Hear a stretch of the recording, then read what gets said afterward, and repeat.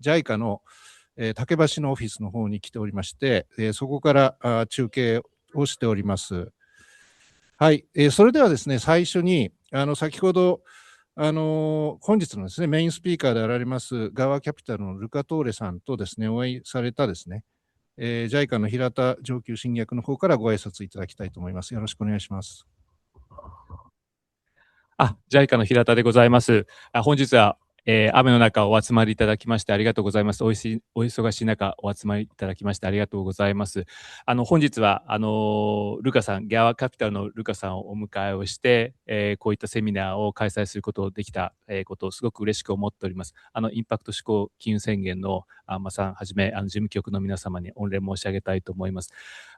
先ほど、ルカさんからもお話を伺ったんですけど、まさにブレンディッドファイナンスのフロントランナーとして、気候変動、アダプテーション、分野の投資を、いろんな、資金を集めて実現をされて、いらっしゃいます。非常に、先進的で、私たちも勉強になりまして、ぜひ、今日の、プレゼンテーションがですね、皆様、の海外、アダプテーション、分野での、投資を考える上で、参考になればというふうに思います。インパクト志向金融宣言さんと、JICA は設立当初から参加をしておりましたけれども、今年の2月に、署名期間となりまして、今後さらに、このインパクトコミュニティを広げるような活動に貢献できればと思っております。本日はどうもありがとうございます。はい、どうもありがとうございました。それではですね、今日は先ほど申し上げたですね、GAWAキャピタルのルカ・トーレさんと、それからコメンテーターとして、私以外にですね、みずほフィナンシャルグループの、デプティ CSUO のですね、武藤恵さん、常務執行役員の方に来ていただいてます。それから三井住友信託銀行のですね、インパクト評価室のですね、馬場千尋さんにも来ていただいております。今日は先ほどご挨拶いただいたですね、平田さんをはじめ、オール JICA、あるいは JICA OB で固めて、お話を聞けるということなんですが、今日の本当はそれだけじゃなくて、やはり日本の民間資金をですね、海外のインパクトのためにモビライズしていくっていうことが一番重要な目的かなと思いますので、ぜひ民間で投資をされている方にですね、しっかりとお話を聞いていただきたいなと思います。はい、それでは最初にルカ・トーレさんからですね、このGAWAキャピタルの説明をしていただきたいと思います。So, Luca, now it's your time to make a presentation about your GAWA Capital operations. Okay. Wonderful. Good afternoon, everyone.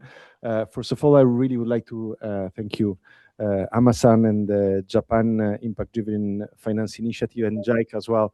Thank you so much for helping organizing this and for hosting us. My name is Luca Torre. I'm the co-CEO of GAWA Capital. And really today I would like to share a practical perspective on impact investing. So and specifically not only in what we invest in, but how we design, manage, and funds, and how we also measure and manage impact. You will hear me saying this over and over today. It's not only about the what, it's really about the how. And I will use Qualifund as an example of what we do. Is our latest climate adaptation fund, and I will use it as an example on explaining how we operate. And this is about sharing a framework that we have developed over time. On a personal note, I'm really happy to be back to Japan after a few years. I was here cycling with my small kids and my wife in Hokkaido and Tokyo and Wakayama Peninsula a few years ago, and we absolutely loved Japan and the wonderful culture. So I'm so happy that Amazon gave me the opportunity to be back as well. It's wonderful to be here. So let me start. Would like to provide you a very, very quick overview about GAWA Capital, so that you can most importantly understand the perspective of where my comments are coming from. So GAWA Capital is a alternative investment fund management company regulated by the Spanish authority, and our funds are all based in Luxembourg, are all Luxembourg SICAR. We were founded in 2010. We currently have a global team of 19 people. And we have 3 offices. Madrid is the head office. We have an office in Bogota, in Latin America, and an office in India, in Hyderabad. Our key mission, that's what we have really focused all our efforts since we started, is basically transforming lives of vulnerable communities. So really helping poor people becoming more resilient. And by poor people, I mean smallholder farmers, micro-entrepreneurs, and small businesses. We launched 4 funds over the years, and the 2 funds that you will hear about today as examples. One is the Uruma Fund, which is a fund we launched in 2019, focused on agriculture, aims to help small farmers becoming more productive. And the latest fund, as I mentioned, that we launched last year, called the Quali Fund. It's currently a fund that stands at 190 million euros and focus on climate adaptation. We manage about 300 million euros.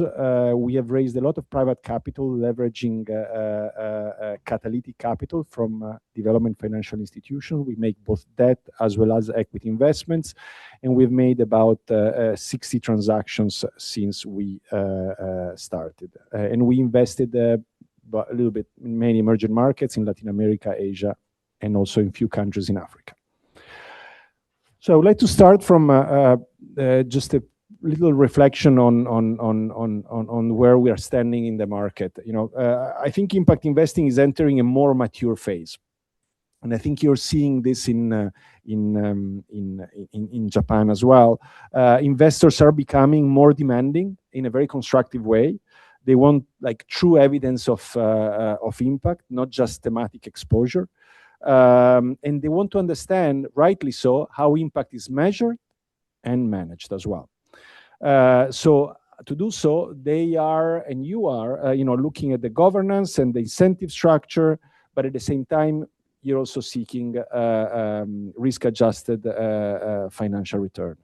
So basically, the market, in my perspective, is moving from a more of an ESG perspective, like a risk filter, into a more disciplined, really impact architecture. We are now very focused on climate adaptation. I personally believe that climate adaptation is our big challenge of the next, of this century, to be quite frank. Mitigation is something we need to continue doing, but adaptation, it's absolutely key. And adaptation, it is a complex issue. It's very localized, it's very complex. So we do need all this rigor that investors are demanding is very much needed, considering all the challenges that we have. So again, impact investing is entering a discipline era, and the how now, it's as important as the what. So in order to respond to this new this new kind of market conditions and rigor that we need, we have developed over the years a framework that I would like to share with you, that I hope will be helpful to you to potentially screen and understand the market. And in this, this is what we, what basically we have been using over the years, and we use every day. It basically has 3 stages. The first stage is the design, we think it's absolutely essential when you design a new vehicle, a new fund, that is really anchored to a very specific problem. I think the time where you just had, funds investing in agriculture or funds investing in climate is over. I think that if we really want true impact, we need to set ourselves much more specific objectives, designing theory of change on how to solve those very specific objectives. And then once you have designed the asset side, the portfolio, investment strategy, then you move into designing the liability side. So the right capital structure that will be able to attract the private investors, and mixing the right set of first loss, return enhancement, and designing the right way so that you can actually attract private capital. The problems are huge. Just development financial institutions' money is not enough. We do need to leverage and bring in private investors. The second phase is deploy. If we want to be impactful, the money has to be, even if we have a good investment strategy, the investment has to be deployed in a very effective way. And for us, the key learning over the years has been that to be effective, both from a financial and impact standpoint, impact and financial considerations have to be integrated throughout the investment process, from origination down to exit. We believe that's absolutely key. And the second aspect in deploying capital is that we're operating into a very complex issues, like climate adaptation, for example. Just investment people, as I am, we haven't studied how reality really works. It's complex. These issues are complex. So we need to bring in technical experts. We need to bring people, climate experts, agricultural experts, agronomists, people that really understands the issue at hand. And when we're deploying capital, it's important to bring in all these technical skills. Once you have deployed the capital, then it comes another very challenging but still very important aspect of our job, which is really measuring and managing impact. Now, here we have an advantage. If we have designed a good theory of change, the theory of change will tell us where we want to get and how we want to get there. And if we have a very, a clear path and journey we want to follow, then if we measure where we are, we know if we are off track or we are on track.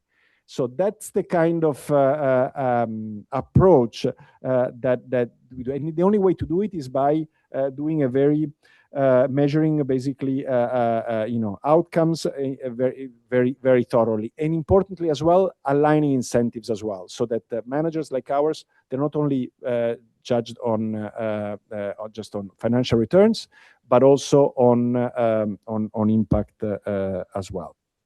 Now, let's apply this framework on Quali, just to make this more tangible.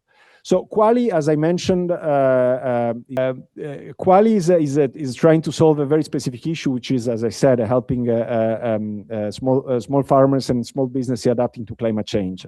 So when we pick a very specific issue, right? As I was saying, which I think it's important in designing, and then we ask experts, and we realize that climate adaptation is about giving vulnerable community climate solutions, right? So if you're a farmer and it doesn't rain, that farmer must have an irrigation system. Now, the climate solutions, talking to experts, climate solutions exist, like irrigation system exists. So water management overall, you have agroforestry, you have a lot of ways to manage water or manage heat or manage events, climate events more broadly. The real issue we discovered by studying and asking experts is distribution. It's about how do you put in the hands of the right person the right solution, and climate adaptation is very localized. So distribution, atomization of vulnerable communities, it's one of the key barriers. And the second real barrier is about adoption. How do you convince that farmer or that small business to adopt that climate solution? So in order to solve those two barriers, then that's how we design the investment strategy, right? So the investment strategy, in the case of the issue of distribution, of atomization of vulnerable communities, what we said is, look, we have a great actors we can invest in to be that distributor, and that actor is financial institutions. If we invest in financial institutions like banks, and we teach them how to start offering self-promoting climate solutions to their clients, then we might have solved partially that issue.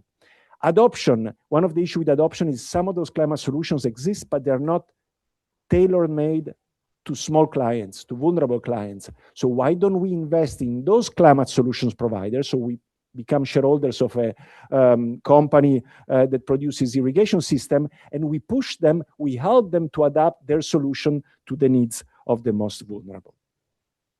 So again, here what I want to show is really that kind of thoughts that has to get into the design. Here I will go very briefly on. So Quali then, the investment strategy of Quali came into investing in companies so that there will be an ecosystem where small farmers and small businesses can get access to those climate solutions. More specifically, 70% of the investments will be in financial institutions, microfinance institutions, and the remaining 30% in climate adaptation.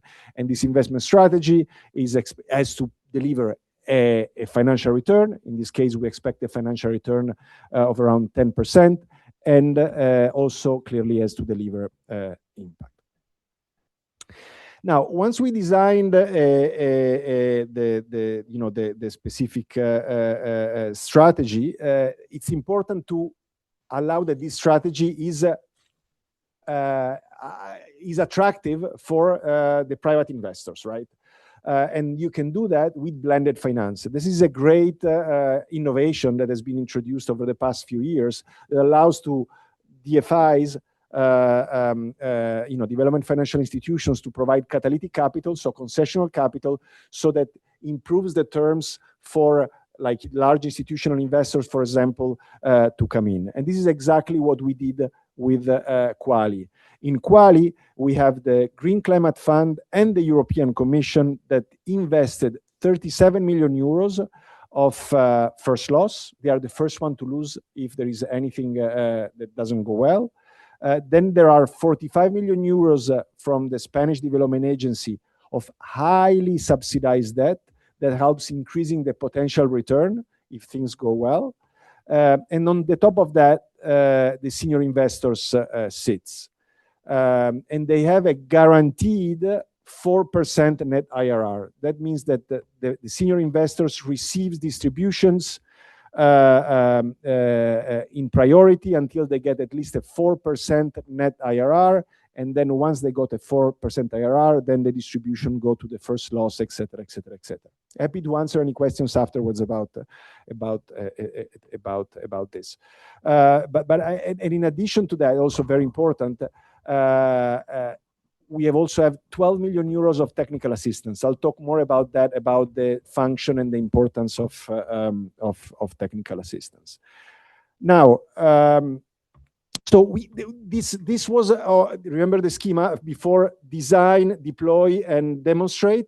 So this was the design, right? So that's, I hope it has been clear. Design, you need to put a very clear objective, theory of change, and then and you have the asset side of your fund, and then you design your liability side to attract private investors. Now, we have our fund. Once you have our fund, in order to deploy the capital in an effective way, our learning is that as I mentioned earlier, we do need to integrate impact considerations and financial considerations since the beginning.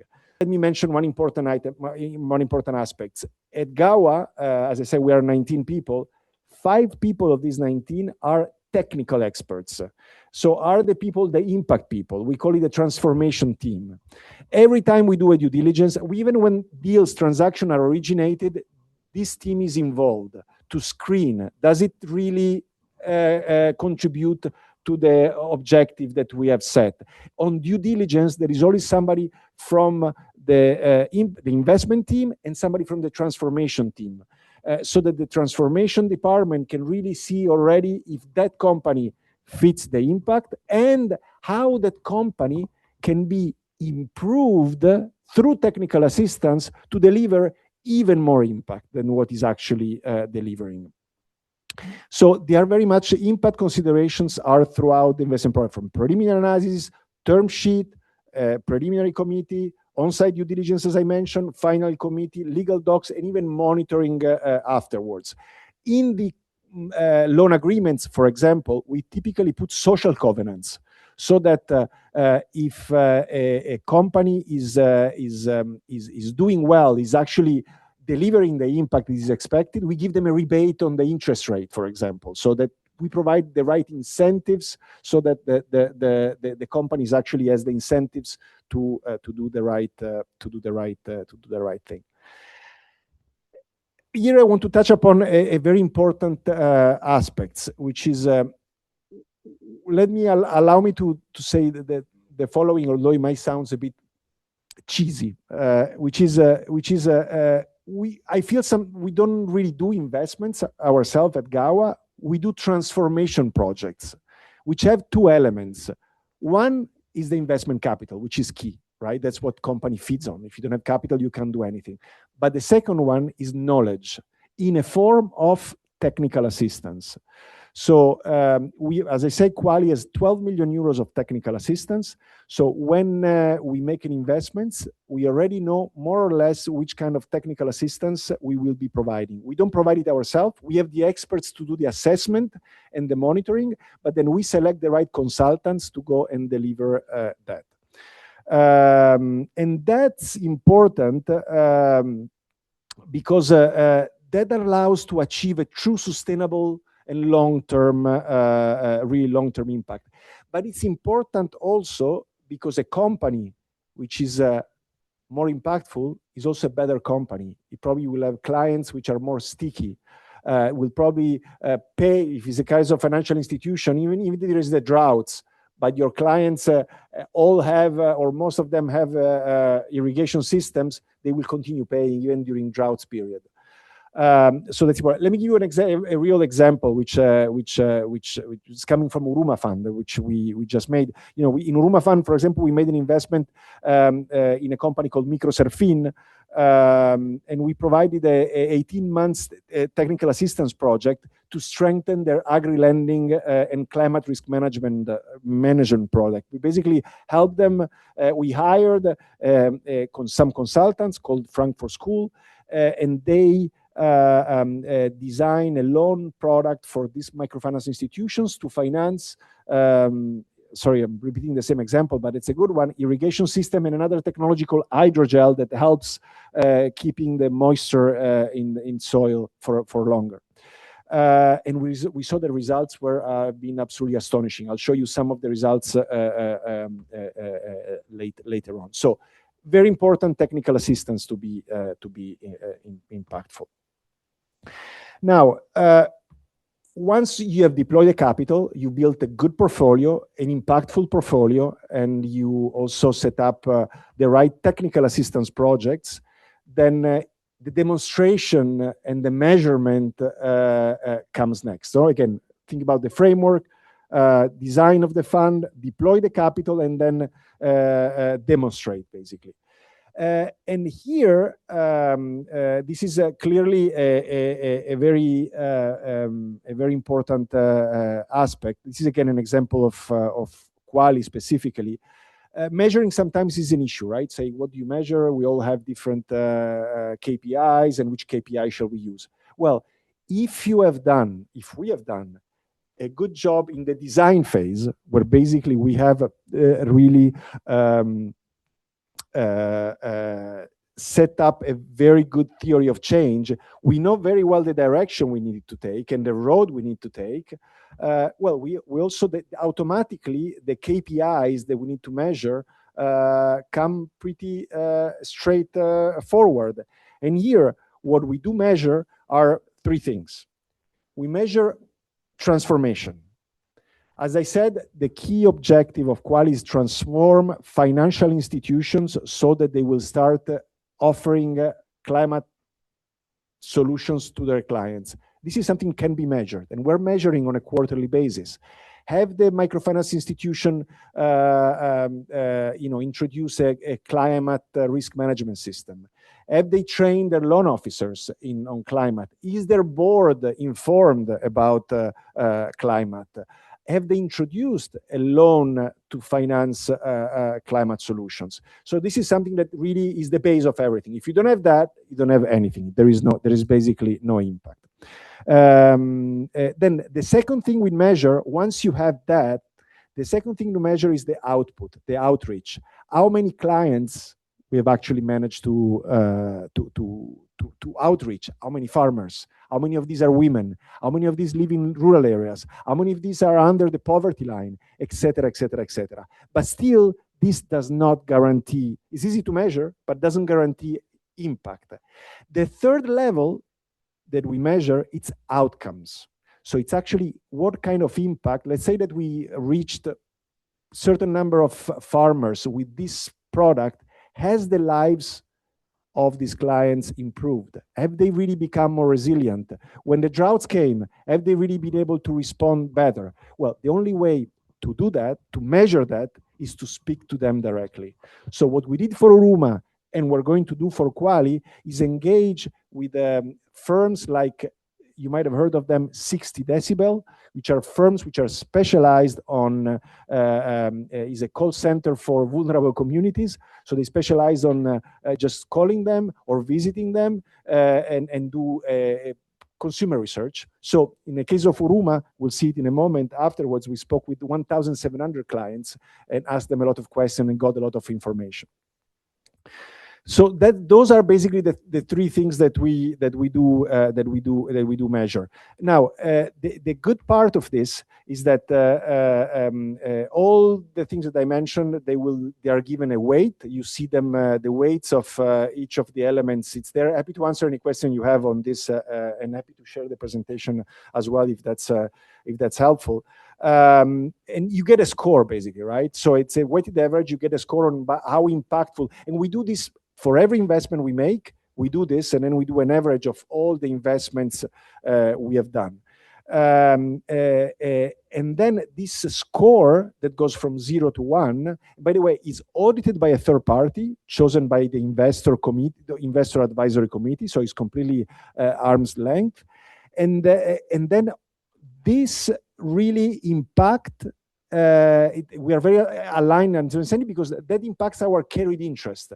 We make the carried interest of the fund varies between, if we reach the hurdle rate, first of all, if we reach the hurdle rate, the carried interest range between 10 to 20%, depending on the impact score. So I hope that this has been clear so far. This is a bit complicated. I think when we share the presentation, you will see it a bit better. But this is just to say that for every single investment we make, we set up this outcome. We call them the outcome maps, where basically for every investment we set up certain impact objectives, and then we do measure according to the 5 dimensions of impact: the what, the who, the how much, etc., etc., and we track this investment by investment. So I think this is also extremely important.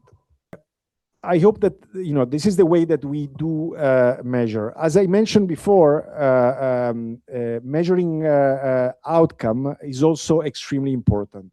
So far, to be quite frank, as an impact industry, outcome was like a chimera. We always try to get there and trying to really understand how our investments are impacting for real the life of our beneficiaries. But it's been always very difficult because the way that traditionally has been done is very expensive through like randomized controlled trials while you pick a group, and so it's been very complicated.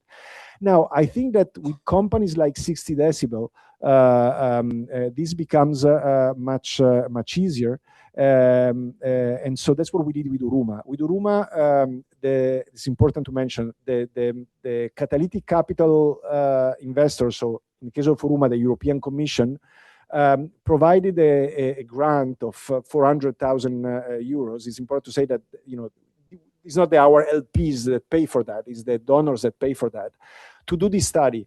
Basically, it's been a consortium between Dalberg, which is a consulting firm specialized on impact, very good, and 60 Decibel, which is this firm, which is basically a call center that they can interview many people. Is basically a call center. They joined a consortium and they contacted every stakeholder. So they spoke with every single investees, our investors, and 1,700 of the final beneficiaries. And they did this as a midterm. So they did this after 4 years that we started investing, and they're going to do it another round at the end of the life of the investment. Now, this midterm was very helpful because it was giving us the direction. When we talk about managing impact, it's about getting data and then acting on them, right? That's what managing is. That's what we do for managing with any kind of data. So that provides us, help us with like some early progress and relevance, and have us understanding what's working and it was not working. Now, from this midterm evaluation has been done already, and these are the results, which are encouraging on one side, but also providing some interesting insights as well. For example, 66% of the people interviewed report improved ability to save. 80% report higher income. 50% report improved dietary diversity. That was one of the European Commission, one of the KPIs the European Commission wanted to track, etc., etc., etc. So there has been, in fact, it seems, and this is a survey, right? It's not even, I'm not the client. This is a third party. There has been an impact, which is very promising. Also, the investees provided very good feedback, the companies we invested in. It sounds like also there is a good strategic fit, as we had a higher score of relevance and coherence in the OECD-based assessment. I won't get into that. It's something a bit more technical, but it's the way that typically evaluation it is conducted, especially in the development finance world. Now, there are also several things that needs to be improved.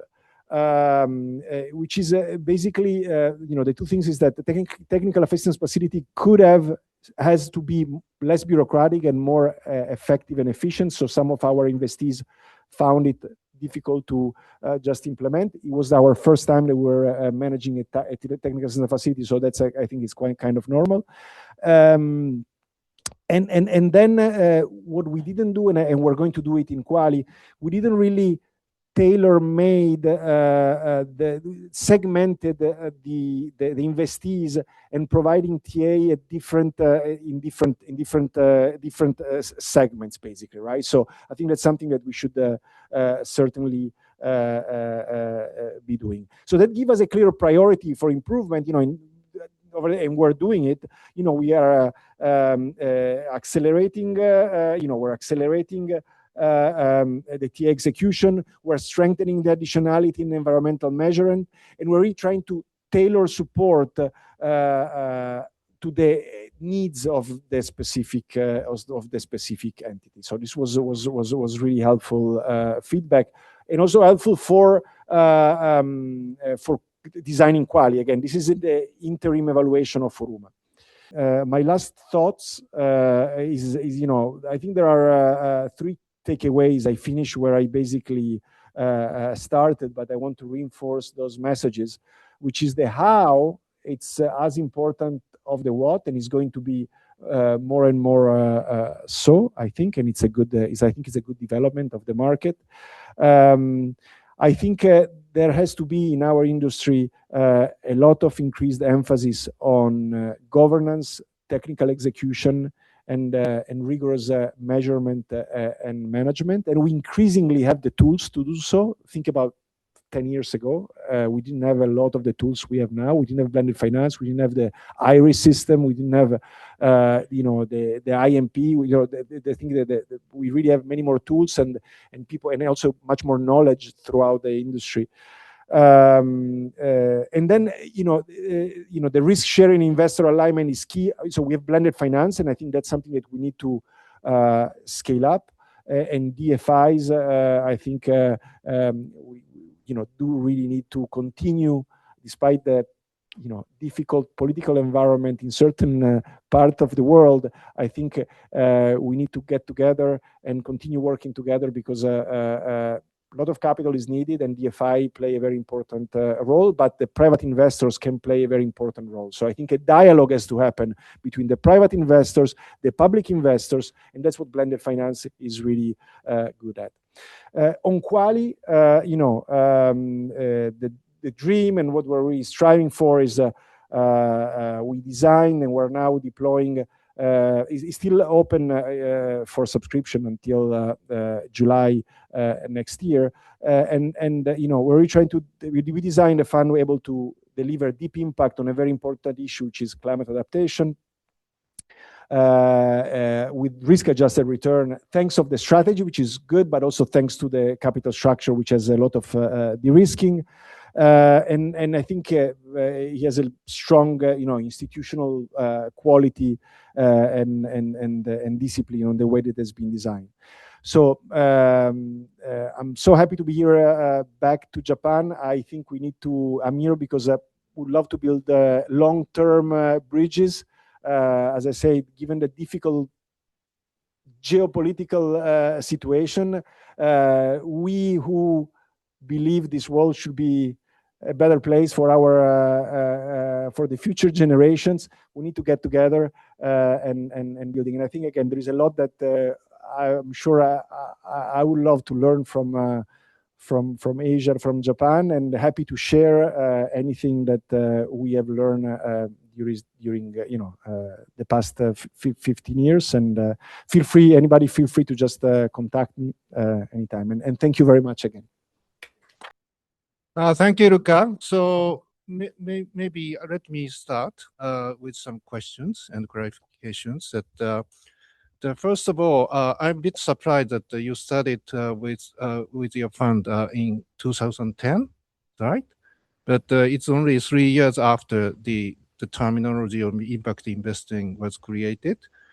And it's only 3 years after the PRI was established. So what was the original momentum and the passions and, the expectation from the team you created? Yeah.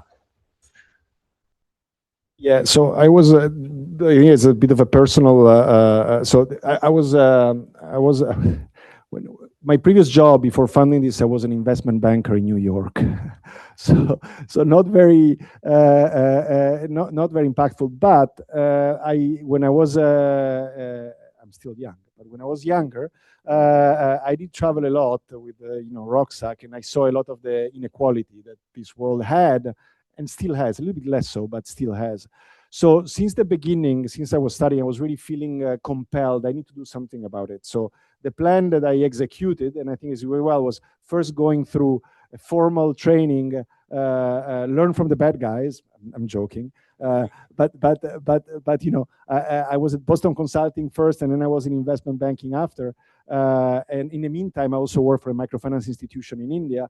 And then, so when I thought that I learned enough, I went back to my original plan to really try to do something more meaningful. You're absolutely right. The Bellagio meeting where the impact investing term was coined was only 3 years before, in 2007.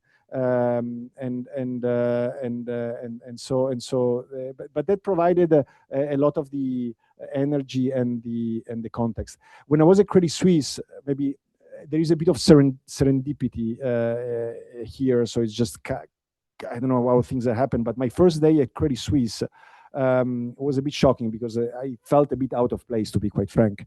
Again, I had these dreams about changing the world, and I was there in a desk. But the first day I landed at Credit Suisse, I found here just next to my table, when I sit down, they assigned me a table by chance. It was a pile of decks of presentation talking about the IPO of Banco Compartamos, which by chance is the first IPO of a microfinance bank in Mexico in 2006. So I saw that, and I saw, but what is that? I knew Compartamos very well because I was already very passionate about microfinance. I worked in microfinance. So it was new my first day. I went there to the head of the group, and I said, what is this? We just won the mandate of the IPO of Banco Compartamos. So my eyes opened up. I said, I want to be on this deal. But there is already a team. No, I want to be on this deal. Nothing. So they put me on the deal, and then I became the microfinance guy at Credit Suisse. I think I did a decent job. And so then they assigned me. We did a few more transactions related to microfinance. So while I was working at Credit Suisse in investment banking, covering financial institutions, I did several transactions in microfinance at Credit Suisse, and that then give me all the knowledge as well to then get out of Credit Suisse and basically start GAWA. Okay, thank you very much. Okay, another question I have that microfinancing is very much well-established business model nowadays. So everybody almost understand, with certain conditions that it can work financially. But you also have another business model, providing equity capital for example, the producer who provides the irrigation system for smallholders and so on. So it's a bit risky for a financial perspective. You might need, of course, we can easily find a synergy between the two business models, but it's not so easy for you to make a return from. How do you balance that? No, that's a very good question. So first of all, we have hired people that have a lot of experience in this. So we recently hired our head of Latin America, which was coming from a competitor from Incofin. She did a lot of those kinds of transactions quite successfully. And on those kinds of transactions, we're going to do a lot of mezzanine. I think the real issue when you're so microfinance institutions, we did several equity transactions successfully. We did an IPO, we did several exit to other financial investors, so we did pretty well. But it's true that if you're investing in a solar power, refrigeration system, for example, in India, it might be difficult to exit, and you might not have the right J curve that provides the right returns. So in those cases, we have the flexibility of not investing equity, but investing, for example, mezzanine or that. So talent we hired, and then again, we're going to be very cautious and focusing more on mezzanine than equity if we don't see a very clear exit opportunities. Okay, thank you very much. The last question I have is what are the typical private investors joining in your fund?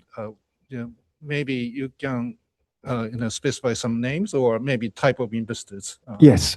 So our investor base really evolved from the years. At the beginning, it was really a lot of family offices, religious institutions, private banks, which they are still there.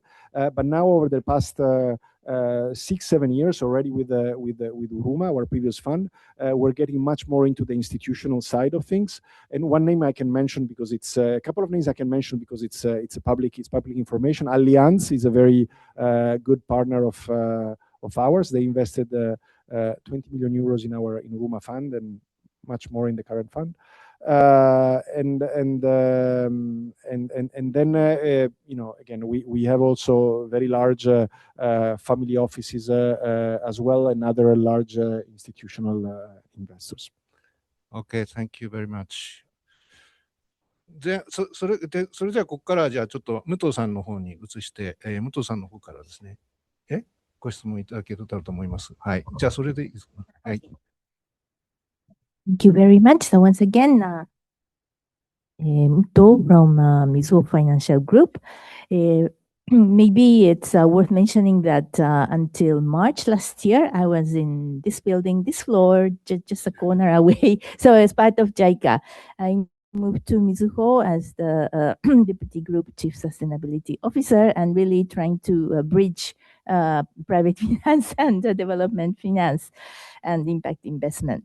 Okay, having said that, maybe first I would like to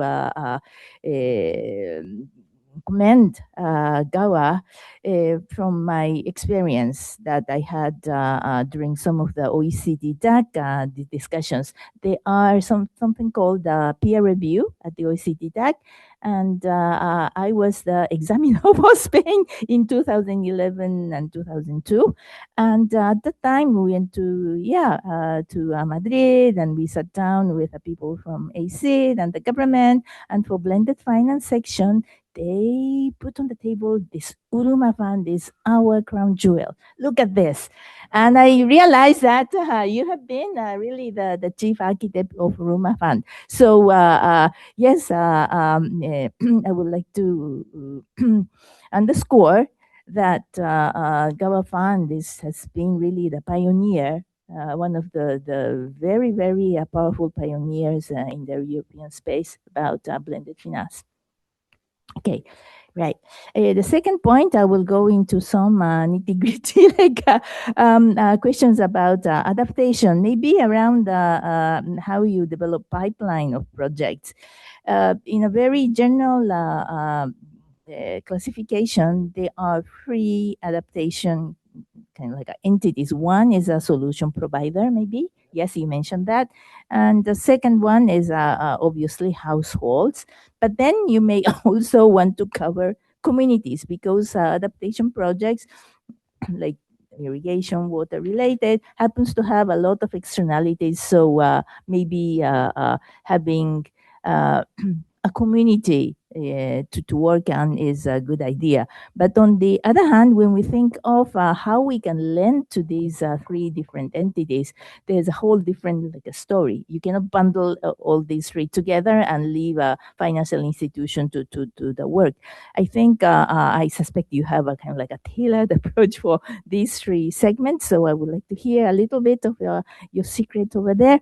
And in particular, when smallholders are in an over-debt situation, right?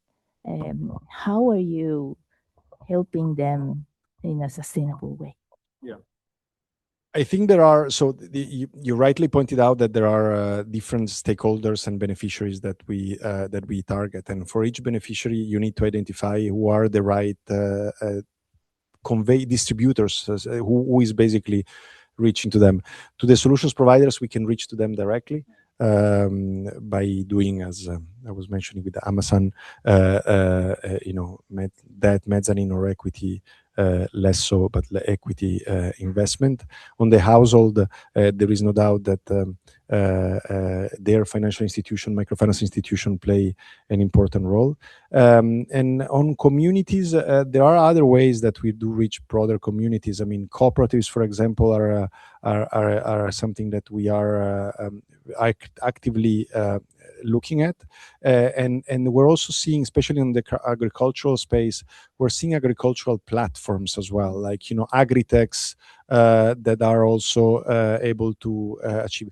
Basically, here what you need to do is looking for aggregators, right? So who are this community working with, and then trying to see how you can put capital and knowledge into those aggregators so that they can better serve their communities. I think that's it. So there is no real secret. It's just a lot of hard work and trying to work with the people and thinking on the communities. Now, over indebtedness and farmers, it's a big issue, especially I would say that high interest rate that financial institutions sometimes have to charge. It's true, microfinance institutions sometimes charge high interest rate, but it's not because they're greedy. It's just because their operating costs are very high. Because going to in a very far away place, it takes time. It takes a loan officer can only visit X amount of clients, so it is difficult. Their technology now is increasingly is decreasing that cost, and we're ensuring that we're trying to ensure that kind of efficiencies, they flow back to the to the communities and to the beneficiaries. There is one thing I want to mention, which I didn't include in the technical assistance, but I think it's very interesting. The Global Environmental Facility, you might be familiar with, gave us last year, we're going to execute it, starting this year, a $1.8 million grants to do the following, to basically subsidize interest rates to the clients, basically, right? And the idea of this, and either subsidizing directly or through guarantees. And the idea is the following, is to prove to financial institutions that if your client is more resilient, then is a better client and then deserves a lower interest rate because your credit costs are actually lower. And also what this study is going to do is also to trying to see what is the best way of subsidizing, or is the guarantee better? It's direct subsidy better. So we're going to mess around a little bit, like, experiment a little bit with this 1.8 million. Dalberg, in fact, are helping us on this as well. They will be producing some learning material that will be shared with the community. But I think high interest rate, it is an issue. And over-indebtedness in some region happens, and I think the only way to avoid over-indebtedness, and I think increasingly so, it's infrastructure, right? So if you have a well-functioning credit bureau, if you have a strong that can really go household by household, if you have a regulator that can set clear rules on how to avoid, I think that's absolutely important. I think we're in a much better position now than when we used to be, like 5 or 10 years ago, to be quite frank. I think regulators are thinking about India, for example, where there has been recently an act by the Reserve Bank of India on trying to regulate and avoid over-indebtedness. And I think in some cases these regulators are acting, it's a bit painful because that clearly create distress sometimes in the financial system, but I think it's helpful to avoid over-indebtedness. Thank you very much. Maybe lastly, thank you for the initial kind words. I appreciate No. Thank you. I just want to mention about Mizuho, which is a financial group that happens to have a lot of large corporates as a client. So funds like yours, it's not, I should say, not our immediate target when we think about impact financing in general. We are not impact investors with a good kind of like an eye for funds like yours. But on the other hand, when it comes to co-creation of impact together with these large corporates, be it with Japanese corporate or local corporates in Southeast Asia or in India or in other places, we are more than welcome to look for opportunities. So it is not about investor opportunity, but it is an opportunity to create together impact. Thank you. Wonderful. Look forward. Thank you. Okay. I'm Baba from Sumitomo Mitsui Trust Bank. I moved to Sumitomo Mitsui Trust Bank 3 years ago, and around that timing, our bank started impact equity investment, and we do several investments in the emerging market, and also see a huge opportunity in this market. At the same time, we feel some difficulties to promote investment in this field. So I really have been looking forward to today's session, and through your presentation, I found GAWA's initiative or approach to be very, very innovative. So in particular, GAWA's impact-oriented approaches. So impact-oriented approach means that based on the deep analysis of the issues, and GAWA Capital provide comprehensive support by combining technical assistance with financial support. So I feel so it's very familiar with me because given my background and from the FDI, so FDI's perspectives, it's an ideal approach. However, what I was impressed so much today is that a private capital fund take such kind of approaches. So I'm really curious how you realize your strategy with the support of your investors. So in Japan, I feel there are still hurdles to investing in emerging markets and the adaptation field, and the actual volume of such investment remains limited. So for private financial institutions, one of the key challenges is rational or reasoning why capital should be allocated to emerging market investment while there are so many other investment opportunities available. So, and even if the structuring is well designed to make a project investable, that simply places it as a starting line. So, so it still needs a compelling reason to be selected among other options. So I imagine that your fund has also arrived at its current position through many trial and errors and many dialogues. So and I think those your experience would be of a big help for Japan to encourage investment in emerging countries or adaptation field. So from that perspective, I have several questions, in particular about your investors' interest and your approaches so far to potential investors. So our first question is about so as you mentioned, your investors include family office, financial institutions, and also the alliance. Why do your investors, do your LPs have an interest in this market? This market means emerging countries or climate adaptation. So what is their expectations? So this is my first question. And the second question is about they originally have a strong interest in this market. If not, what kind of effort you have made to involve them into this field? So what is your approach to cultivate their awareness or shift their mindset? So this is the second question. And the third question is about LPs, your investors' stance on your additionality. So you mentioned that combining TA enhances the effectiveness of investments. So does this mean that your fund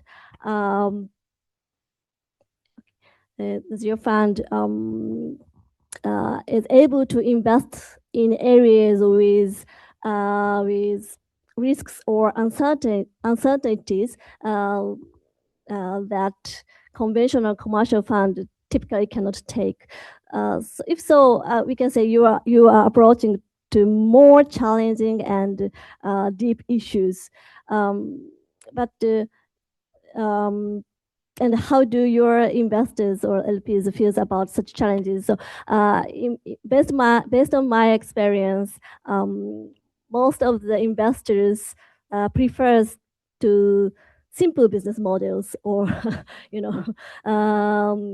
simple structures. So I'm wondering how your LPs respond on that point. So yeah, these are my questions. Thank you. Thank you so much. This is a great, challenging questions. No, but it's absolutely it's great. So first of all, I think the first question is why emerging markets and really why emerging markets. Let me share a few numbers. There are about 500 million smallholder farmers in the world, and they do need seeds. They need irrigation systems. Sorry to go back there. They will sell their crops. They're feeding the world, really. They are. So they do represent a true market opportunity. Its volume is certainly not a margin business, but they do represent a large opportunity. That if where you have strategies which are well designed by people that are on the ground and understand those realities, can be very attractive opportunities. But you're right. For financial institutions in Europe or in Japan or in the US, sitting in the capitals, it's very difficult to just identify those opportunities. So you do need specialized kind of firms like us or others that are on the ground and understand the thing. So I think that the market opportunities are there, and clearly there are risks as well. There are emerging market risks. To name a few, geopolitical risks, there is no doubt, or FX risk, frauds. I mean, there are lots of issues there that we have been learning over the years. And I think if you learn from your mistakes, I think you can deliver some interesting returns and also a very strong impact. From a moral standpoint, I would say that's where that's where we should really allocate much more intention as human being. I think it's I think in today's context, one of the big, I don't want to get into geopolitics here, I'm sorry about that, but I think a value that we do need to push a lot is empathy, right? I mean, that's what we're seeing on the other side of the ocean back there is like an anti-empathy, right? It's just about us. And I mean, I think we should believe in a world where everybody is better off. And I think we should push for that. So it's good returns, and it's empathy. It's something that we should do as human. We should really do as human being. Now, to change the mindset, which is your second point, which goes linked in the first one. I think what really makes people switch is, like turning them on, is the fact that I think a lot of the risks, to be quite frank, are perceived risks. There are some real risks as well, but a lot of it is perceived, right? And to get rid of those perceived risks, that's why we have the first loss, right? That's exactly what it is. So, and you have a big first loss. I mean, we're talking about 20%. Like things have to go. I mean, I haven't shared it yet. I didn't want to make this as a pitch, but I can share it if you want. There has to be big losses in the portfolio for private investors not to make 4% net IRR. So again, the capital structure can really help making people switching their mind. It is complicated. Yes, it's complicated, and in my experience, there has to be a little bit of I don't want to say leap of faith, but you need to believe in this. It's not something that is not like analyzing a fund manager or somebody who has been doing equity, public equity. It's different ways of entering this. So there has to be a little bit of desire to enter this space. But again, I think it has attractive returns, and it's certainly good for the impact and for the world that we want to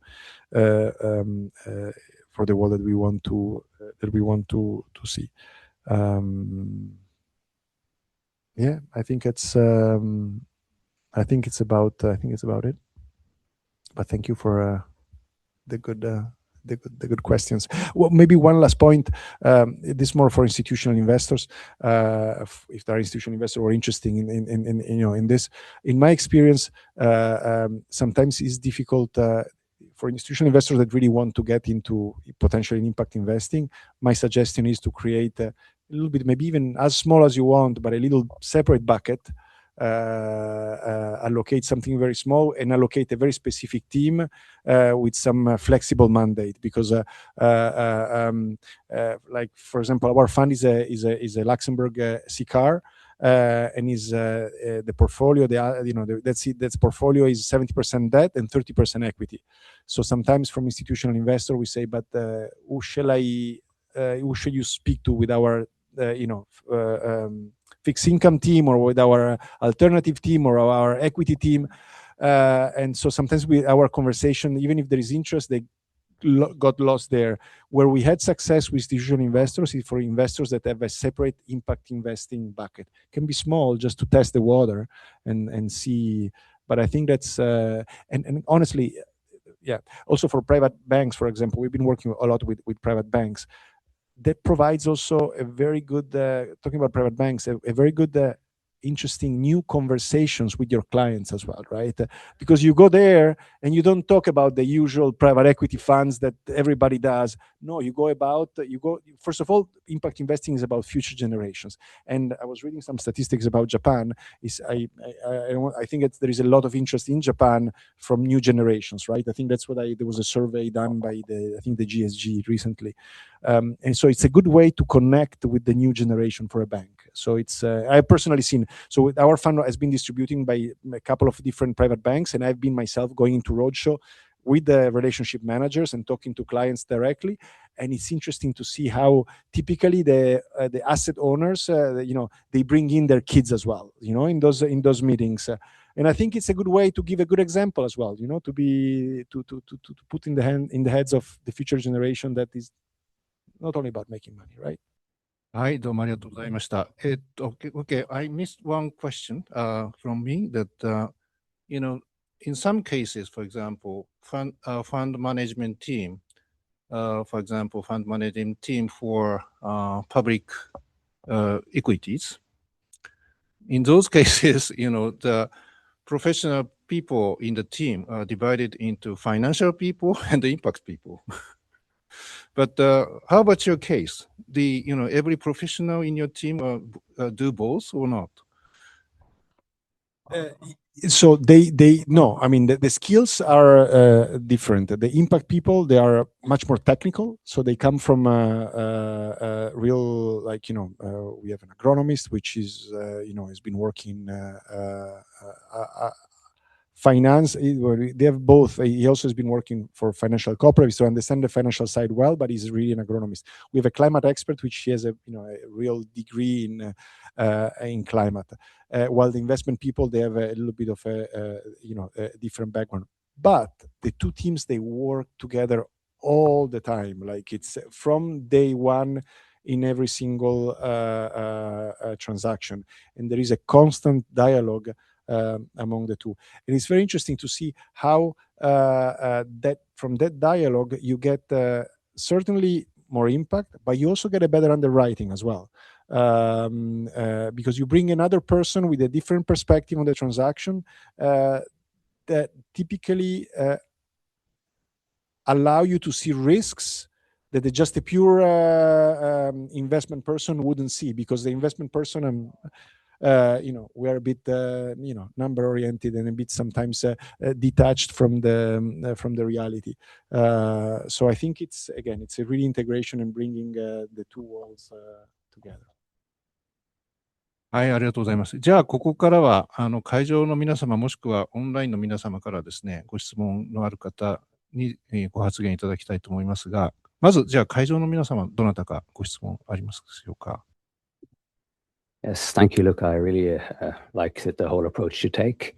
And a question, when you're looking at investee companies, how much do you look at each investee company on a standalone basis, as opposed to trying to look at a group of companies in aggregate towards a certain systemic change? It's a great question. We try to do the second, but honestly, sometimes it's very difficult. We have been in the past able to connect some companies with financial institutions. In India, for example, we try to connect an agri-tech we have invested in, which they needed some financing for their clients with a financing partner. In that case, we didn't succeed. And we try to do this in another couple of cases, but that's really hard. The best way to do the second approach, which is what we would really need to do, you need to really limit the geographical scope of your investment. And then unfortunately, that reduces substantially your investment universe. And as a result, increases the potential risk. As you have less companies to invest in. And so you need to basically invest in whatever you have. And it's we have fiduciary duties. We care about financial returns as well. So you can do that. It's a bit of a balancing act. With Quali, we want to do more of that. We think there is a lot of potential to really be systemic. That's what you are really supposed to do, and we would love to get there. But that unfortunately it's very hard. I think if we had probably more catalytic, that could be done if you really have a lot of catalytic and really more impact first kind of capital to play with. First, thank you very much for this very constructive panel and very high-level panelists. So my name is Johan from EH Engineering, and I have one question for you, Luca, especially regarding your investors, because you mentioned about institutional investors, how to get them, engaged. And I want to know how you get all your investors, engaged in, your mission. What is your secret to have them, not being, passive, but from being, passive investors, to being proactive and, creating and building what you want and the vision that what you have. What is your secret to have all of them, be invest and moving toward with you? I don't know. I don't think there is a secret. I think I think it's I think it's about being very good at doing good underwriting and doing good making good investment, building a solid track record, while also being extremely disciplined and thorough with your impact. I think different investors, even institutional investors, some of them, they care more about the financial side, and some of them, they care more about the impact. So sometimes it's also about modulating your pitch depending on what the interest is on the investor. But and then I think being passionate about what you do. I don't think there is any. I think there is not any real secret. But okay, thank you very much. No, thank you. Thank you for the great presentation. I'm Sotaro, the finance lawyer here. My question is about the structuring. What is the most challenge to structure the really complicated blended finance scheme? I especially want to know, how did you overcome that challenge to attract the investors? I especially want to know, how did you mobilize the senior investors in this scheme?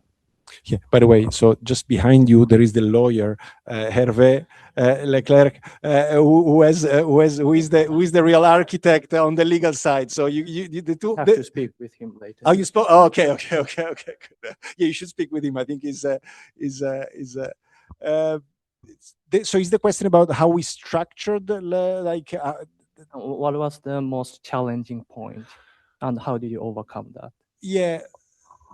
So the most. You don't have to focus on the legal side. On the legal side, not on the legal side. General aspect. Yeah. So I think that the very clear answer, and I think that can be a good feedback for the DFIs that are here. I think the issue is that every different. So in the case of Quali, for example, we have 3 DFIs, right? We have the European Commission, the Green Climate Fund, and the Spanish Development Agency. Each of them, they have very different requirements. So it's like one day tells you, stand up with your right left foot up. Then bring up your hands. Then start jumping, and then so then they create complexity. I understand that's public money, and each of them, they have their own mandate. But that's the very difficult part, is to design a legal structure able to accommodate very different geographical and instrument requirements. Let me give you on Quali is actually very, very interesting. We can talk more about that. It's a Luxembourg SICAR, and we have a tracking share system, which if you want, I can talk more. It's quite interesting. Or you can even discuss it with Hervé. It's probably even better than me to explain it. But that comes from the fact that the Green Climate Fund. I can use the first loss of the Green Climate Fund only in investment in countries where I got a non-objection letter. Then the European Commission invested through 2 different facilities. The Latin America facility, which I can use first loss only for Latin American investment, and an India facility which can invest only in India. I don't want to get into the solutions there, but basically it works very well. I mean, it's been vetted and it works, but it took a lot of time, and it takes a lot of time to explain it to investors as well, because the structure is quite complicated. I mean, we have tracking shares, and we have four different cash waterfalls that when we go to investors, we need to go there and explain it in details. We have a very good model to explain it. So, it's, again, we convinced lots of people already. So it's I mean, we explain to lots of people, but I think that's the biggest issue. So my advice that I've been giving to, I don't think they will be listening to me, but anyway, to the DFIs is reduce complexity as much as you want. I know, I mean, I would love to as well. I have my constraints and but that hinders the purpose. I mean, the purpose of catalytic capital is to attract private capital. If you make it complicated, then you're not able to attract the private capital that you really need. So there has to be a bit of a trade-off and some kinds of flexibility. And Luxembourg, by the way, is a great jurisdiction where really it offers a lot of flexibility. We're very happy with the jurisdiction. Yeah, thank you so much. I am Kenji Shundo from UN Capital Development Fund, which provide a blended finance solution in the LDC, mainly through the first loss portfolio guarantee to financial institutions in developing countries.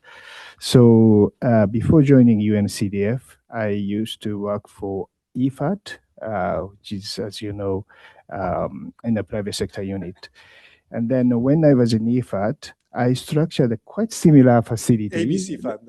Not ABC Fund, actually, ACAFIN, which is a climate adaptation facility in East Africa, around 200 million facility focusing on the climate adaptation to smallholder farmers. And when I structured that facility, I also consider your structure, which is basically the blended finance at the vehicles level. But we decided to structure the first loss portfolio guarantee to Equity Bank, which is a regional the bank in East Africa. The part of the reason is that when we provide a first loss guarantee directly to the local financial institutions, then we can basically control our use of proceeds to the climate adaptation finance more closely. So my first question is, when you do equity in MFIs, how do you basically kind of establish the linkage between your capital injection versus the climate adaptation financing on the ground? Yep. So that's the first question. And the second question is,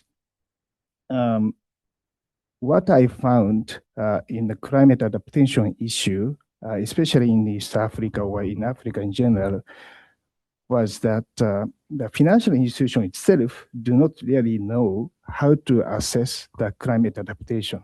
So it's usually they consider climate adaptation as a defense investment. So it's almost the same as insurance.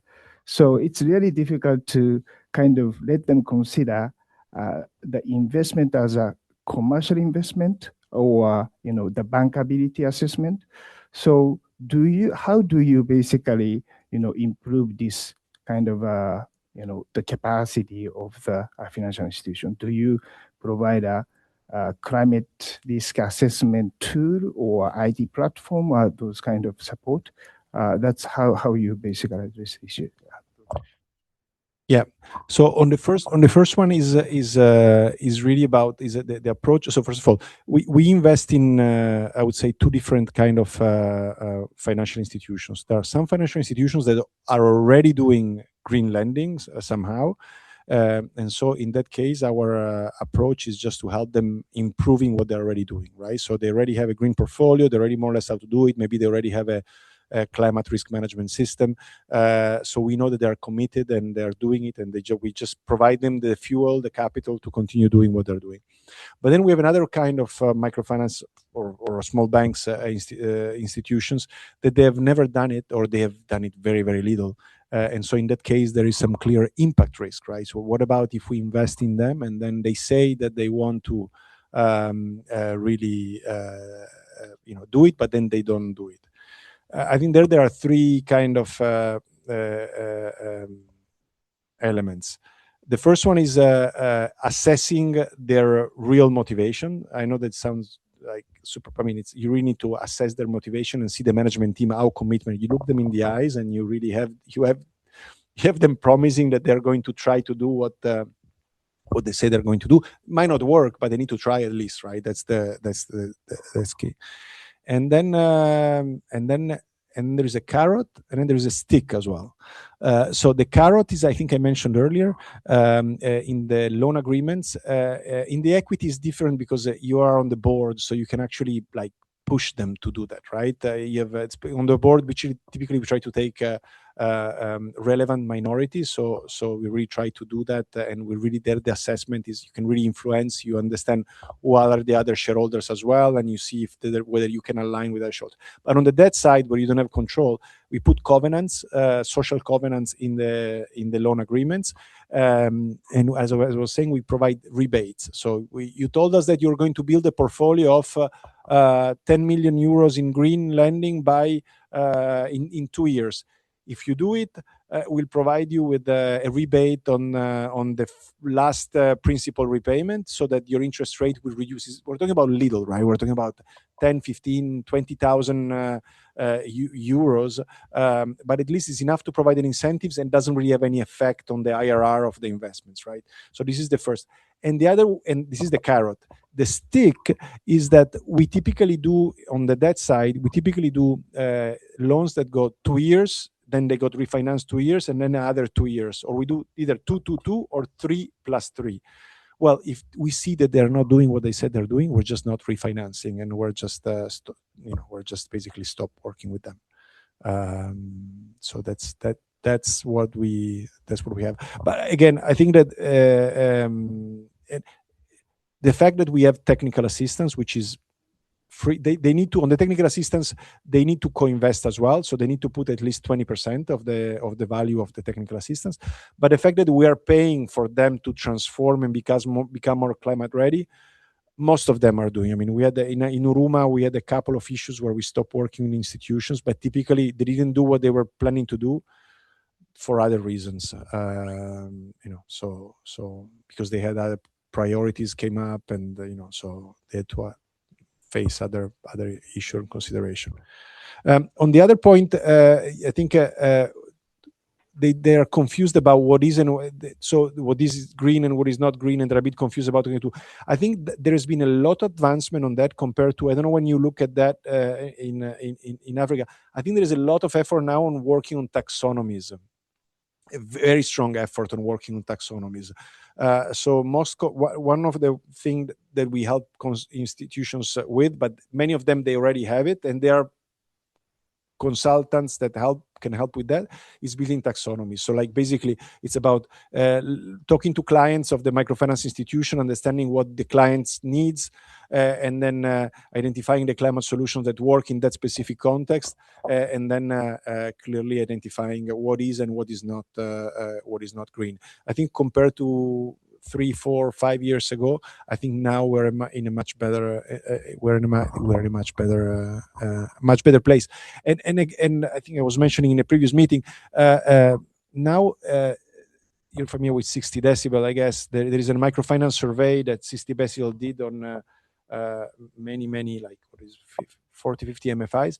And I think on that it came up, one of the results that struck me, I think 1/4 of the clients of microfinance institution have somehow been hit by some climate events over the past, I remember, 1 or 2 years. So if you're a microfinance institution and you see that, you say, look, that's a risk for me. I need to mitigate that risk. And one way to mitigate that risk is to make your client more resilient. I mean, a more resilient client is a better client. So there is a clear business case, and we are helping the institution to understand that business case. And by the way, we pay for it, so you better come on board. よろしいですか？そうしましたら、大体時間になってきたんですけど、じゃあ最後にこのコメンテーターの方から、武藤さん、それから馬場さん、そして最後にルカさんの方から一言ずつ今日のセミナーを感想なり、コメントいただきたいと思います。Thank you so much. Maybe I will touch a little bit on the taxonomy that you were talking about.